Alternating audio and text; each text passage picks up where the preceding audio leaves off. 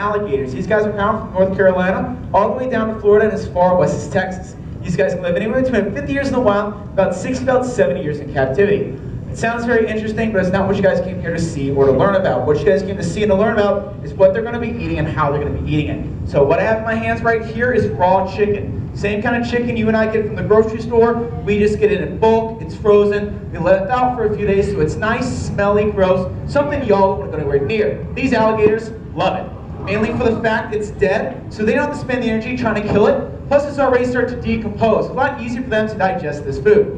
So, even in the wild, they rather go after dead, decaying items than live prey because they get more bang for their buck.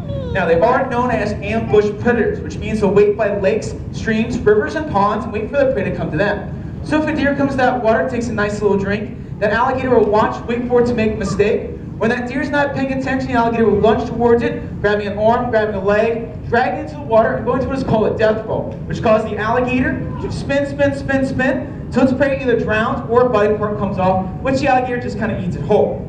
Now, also what I'm feeding them is crack chow, gator biscuits, whatever you want to call it. It's pretty much a vitamin supplement, packed full of vitamins, minerals, things that they would normally get in the wild, but here, because we just give them chicken, they're lacking.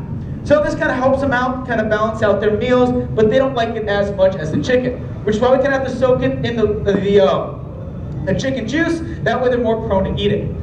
Now, a couple things that you guys are probably noticing. One, I'm not feeding all these alligators. I obviously have a lot before me. I'm only feeding a handful that are jumping up. Why is that? Well, alligators are what you call rotational feeders, which means the ones that are the hungriest will be over here, jumping up at every little piece of chicken that I have in my hands, while the ones that aren't as hungry, probably a few days ago to a few hours ago, will be on the embankment, or over there, or back over there, not really caring what I'm doing. They are called opportunistic feeders for a reason, which means if I take a piece of chicken, toss towards this alligator right there, toss towards those alligators over there, they're still going to go for it regardless if they're hungry or not. Because they're not going to pass up that opportunity to eat. But they're only going to go for it if it falls right in front of their face. Otherwise, they could care less what I'm doing over here. They're not really that hungry to go grab it.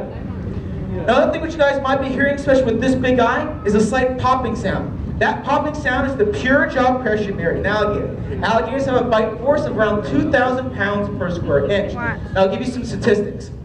The average person can only squeeze about 20 psi with their hands, 20 pounds per square inch, can only bite about 100 pounds per square inch of the mouth, 2,000 pounds, enough to put a cinder block in an adult alligator's mouth, snap it shut, and turn it to dust in one bite. So my hand stands no chance against these guys, which is why I'm very, very careful of where I actually place my hand. I'm very careful about who jumps up and where they're jumping out of. Now, what you also may notice is these alligators are jumping up pretty high. The average alligator can jump about half to about 3/4 of its body length out of water. Now, you may be saying to yourself, Garrett, you're obviously a liar. This alligator is 12 foot. He's not jumping up 6, 7 feet in the air and touching your hand. Why is that? Well, a lot of these big alligators, even this one over here, weigh anywhere between about 800 to about 900 pounds. It's very difficult for an animal that size to jump half its body length out of water. Whereas the smaller alligators, the 8-footers to 9-footers, the 8-footers to 9-footers can easily jump about 4 or 5 feet in the air and get fairly close to my hand.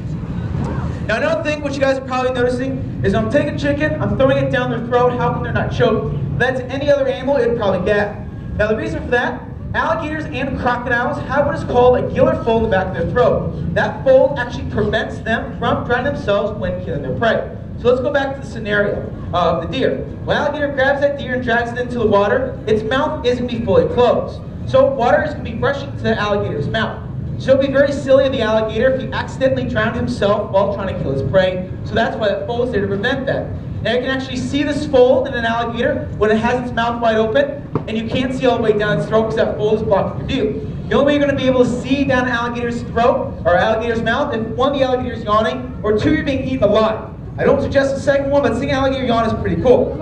Now, like I said, that popping sound right there is actually enough to shatter my arm, so that's why I'm very careful. But I have no worries of him. He rarely ever jumps up. You guys might notice when I dangle chicken, he kind of sits with his mouth open first and waits a couple minutes, then actually jumps up. Alligators, reptiles, crocodiles are very, very lazy animals. They're not really going to move unless they have to. These guys aren't trained to jump up, so he'd rather just sit there and wait because I get very impatient, just throw him chicken. So he doesn't really want to jump up for his food, but every now and then he will, and he makes a very good popping sound. Now you guys may be wondering, how come it's not a feeding frenzy? These alligators aren't attacking each other, there's no bloodbath. I threw that piece of chicken next to the bigger alligator. That gator could easily eat and consume that other alligator, or even these ones over here. There's no reason that these alligators shouldn't be attacking or killing each other. Like I said, gators are very lazy. There's no reason for them to spend their energy trying to attack and kill an animal that's around their same size when they get free chicken. Now you guys might see some fights. The alligator got near that one and it took off. That way it doesn't really want to be bossed around or pushed around, doesn't want to spend its energy fighting the other alligator. So I'd rather just swim away and move away. That's why we have to keep the alligators about the same size. If we took a big 13-foot alligator and put it with about a 3-foot alligator, that gator would easily get eaten. So that's why you got to pick and choose our battles and make sure we keep our gators in rotation. The big guys with the big guys, the little guys with the little guys, until they're ready to move up. Kind of like daycare to kindergarten to high school to middle school, things like that.